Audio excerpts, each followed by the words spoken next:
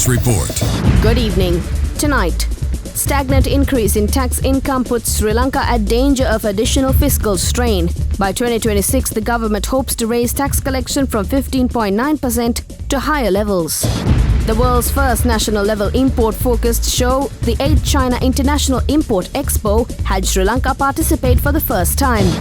The ASPI dropped 0.82% and the S&P SL20 sank 1.46% as investors engaged in profit-taking on Sri Lanka's Colombo Stock Exchange. And due to worries about high valuations, investors rotated out of heavyweight technology firms, which caused the majority of Asia stocks to decline today. From Studio 24C, here's Anuradhi Vikramasinghe. A very good evening and welcome to the Nightly Business Report on Other Derana News Channel. Sri Lanka risks added fiscal pressure due to stagnant tax revenue growth. The government aims to increase tax revenue from 15.9% in 2025 to higher levels in 2026. Failure to achieve this target could strain the country's credit profile over time. Fitch Ratings has warned that Sri Lanka's failure to maintain tax revenue growth could add fiscal stress to the country's credit profile. The government expects revenue to GDP to decline to 15.4% in 2026 from 15.9% in 2025, still slightly above Fitch's projection of 15.3%. Budget outperformance in 2025 was partly driven by underspending, with public investment at 3.2% of GDP versus a target of 4%. Fitch noted that shortfalls in planned investment could weaken economic growth and make fiscal consolidation more challenging. Key initiatives including Colombo Airport expansion, road development, digital infrastructure tax incentives and public-private partnerships aim to boost investment and growth. The agency also highlighted risk from high government debt, projecting debt to GDP at 96% in 2027, well above the CCC median of 74%. Fitch added that the scheduled end of IMF program in 2027 and rising debt repayment obligations from 2028 further pressure Sri Lanka's medium-term debt outlook. The IAM-COYLE Leadership Forum 2025 brought together Sri Lanka's top business leaders to share insights on resilience, creativity and enterprise. Organized by the Chamber of Lankan Entrepreneurs, the event featured local business figures Suren Chandraratna, Dinuk Hettiarachchi and Janik Jayasuriya alongside international cricket coach Jason Gillespie as keynote speaker. Gillespie highlighted how setbacks and self-belief shaped his career, emphasizing teamwork, trust and strategic planning as keys to success. Speakers shared lessons from their entrepreneurial journeys, focusing on perseverance, innovation and transforming challenges into opportunities. Chandraratna Hettiarachchi and Jayasuriya discussed balancing purpose, legacy and growth in business amidst uncertainty. The forum inspired entrepreneurs and professionals to embrace resilience and drive meaningful change within their organizations. Sri Lanka marked its consecutive participation at the 8th China International Import Expo, the world's first national-level import-focused exhibition held at Shanghai's National Exhibition and Convention Center, concluding successfully. Sri Lanka showcased a diverse range of products at the 8th China International Import Expo in Shanghai, featuring participation from Export Development Board, Tea Board, Coconut Development Authority, Handicrafts Board and National Gem and Jewellery Authority. Over 30 Sri Lankan entrepreneurs exhibited gem and jewellery as well as food and agriculture products at the Enterprise Pavilion. World-renowned blue sapphires, spices, handicrafts and emerging coconut-based products drew significant international interest. Iconic Ceylon tea and Elephant House beverages made their debut at the expo alongside a variety of locally manufactured food products. The event aimed to further open China's market for global trade, targeting an intended transaction volume of $83.5 billion.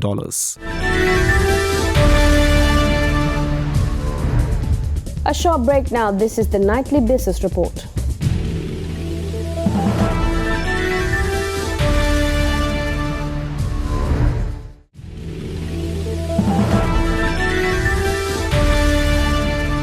Welcome back to the Nightly Business Report. Sri Lanka's Colombo Stock Exchange fell as investors engaged in profit-taking, with the ASPI down 0.82% at 23,466.09 points and the S&P SL20 slipping 1.46% to 6,462.04 on a turnover of 6.42 billion rupees. For further insights on this, we have Manusha Kandanarachi from First Capital Holdings.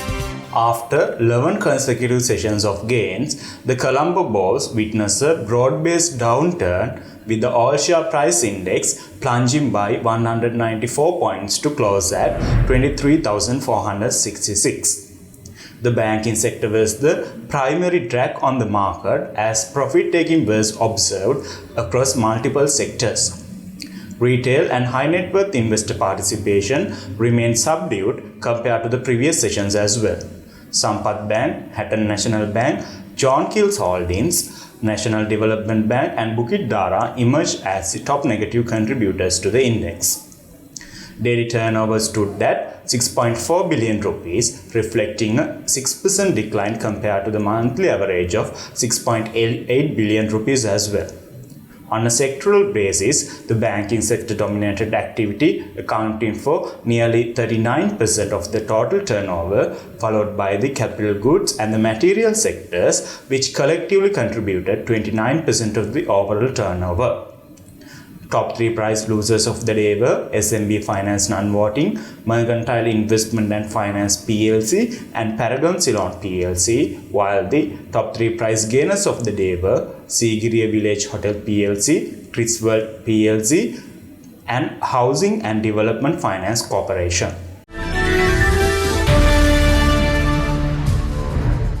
Sri Lanka's secondary bond market saw profit-taking ahead of the bond auction, with yields edging higher amid low trading volumes. The central bank's weekly T-bill auction raised 43.3 billion rupees, falling short of the offered 77 billion rupees, while the Sri Lankan rupee gained slightly against the US dollar. For further insights on this, we have Ranjan Ranatunga from First Capital Holdings. The Central Bank of Sri Lanka conducted its first treasury bond auction for the month of November 2025 by offering 80 billion rupees under the two maturities of 2030 and 2035. At today's auction, the total offered of 80 billion rupees was accepted, and this was a reversal of what we have seen in the past week, where there was partial acceptance at the previous auctions. From the 2030 maturity, CBSL accepted a total offered of 35 billion rupees at a weighted average yield of 9.56%, while from the 2035 maturity, another 45 billion rupees was accepted at a weighted average yield of 10.69.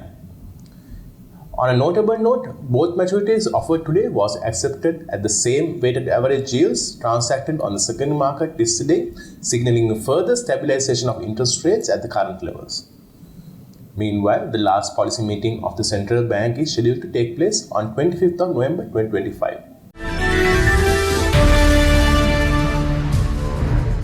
Gold prices climbed to a more than 3-week high on expectations that the U.S. government reopening could raise debt levels and bolster the case for a Federal Reserve rate cut. Spot gold gained 0.7% to $4,227.15 per ounce, its highest level since October 21st, while U.S. December gold futures rose 0.4% to $4,232.30 per ounce. Traders cited dovish expectations at the impact of the U.S. government shutdown resolution on debt levels as key drivers of the rally.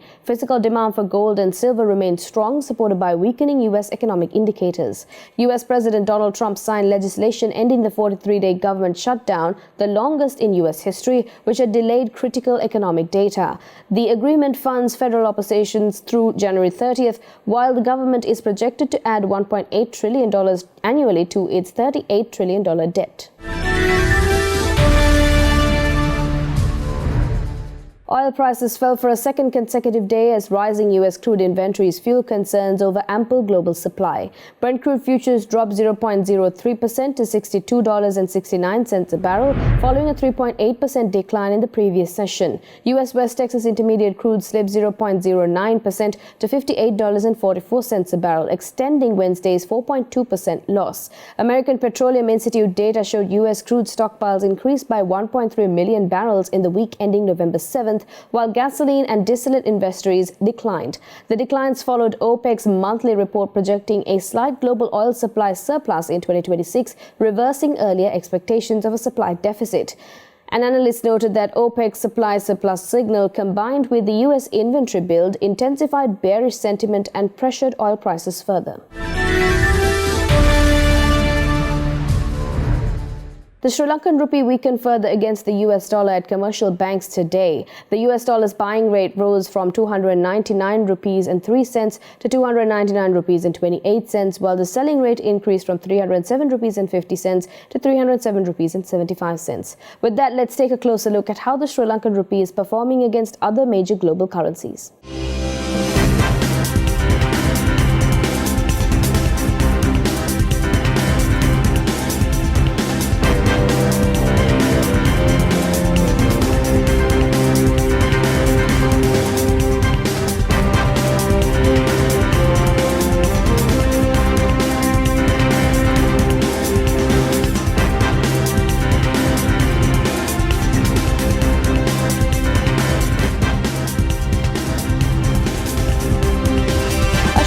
Now, this is the Nightly Business Report.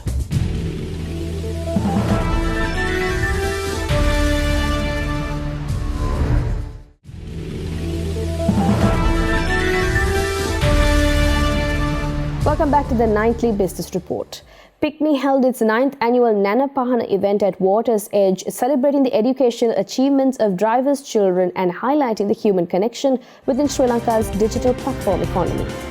The initiative, launched in 2018, reflects PICMI's commitment to bringing empathy and human connection into the digital workspace. This year, over 650 school-going children received vouchers for school supplies, while 10 top A-level students who gained university admission were gifted laptops. PICMI CEO Jeffrey Salfer said the event reminds both the company and its driver partners that they are part of a larger family united by shared purpose and pride. Since its inception, the company has invested over ₹29 million in Nana Pahana, benefiting more than 4,800 students.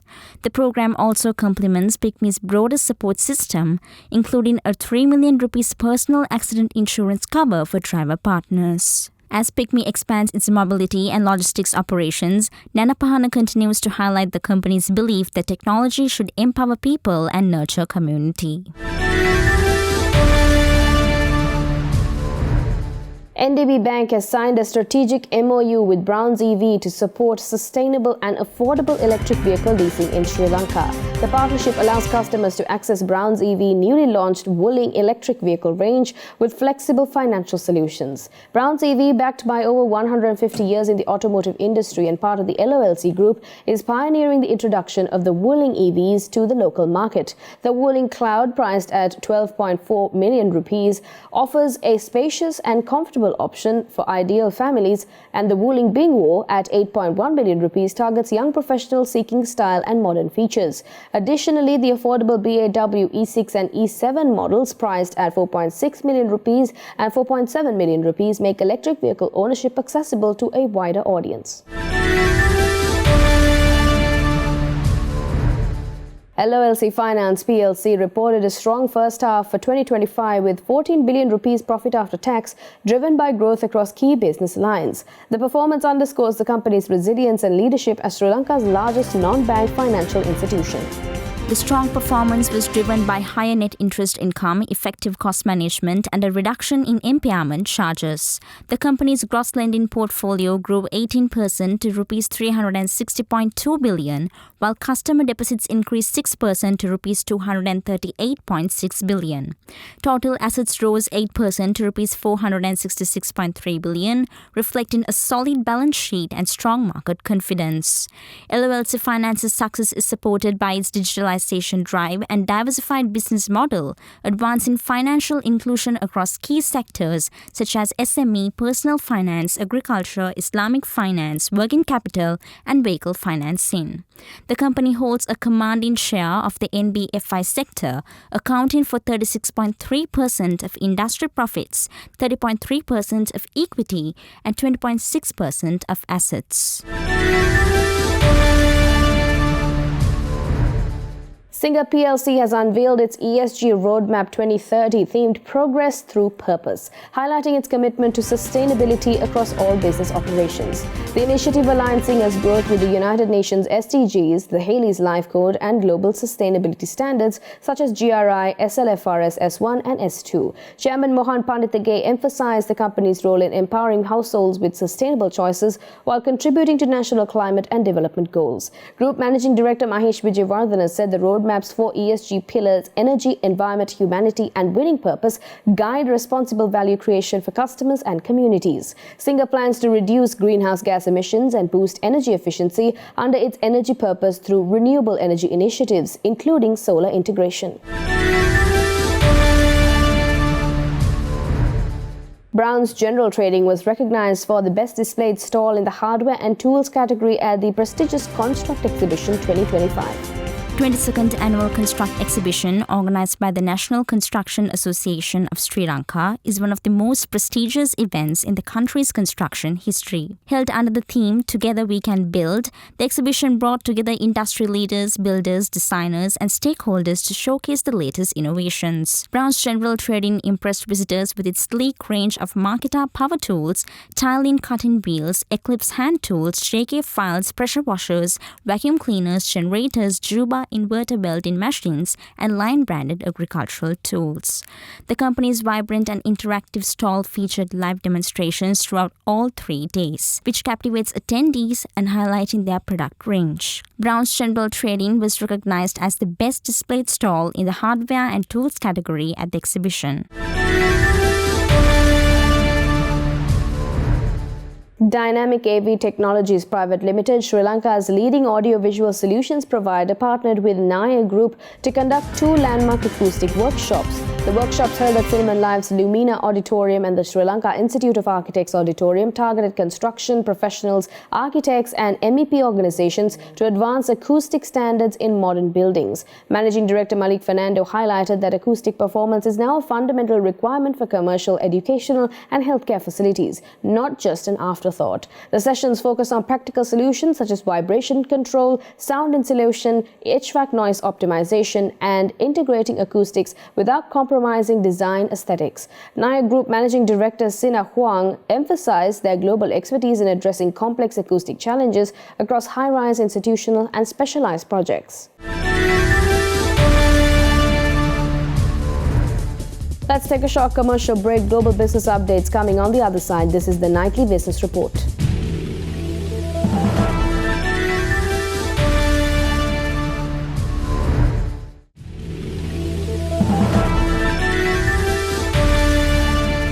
Welcome back to the Nightly Business Report. Most Asian stocks fell today as investors rotated out of heavyweight technology shares amid concerns over lofty valuations. Focus shifted to key Hong Kong earnings after mixed cues from Wall Street, where tech losses weighed on the Nasdaq bid but lifted the Dow to a record high. Japan's Nikkei 225 traded flat, while the broader topics gained 0.6% on strength in non-tech sectors. Japanese producer inflation came in slightly above expectations for October, keeping markets wary of a hawkish Bank of Japan.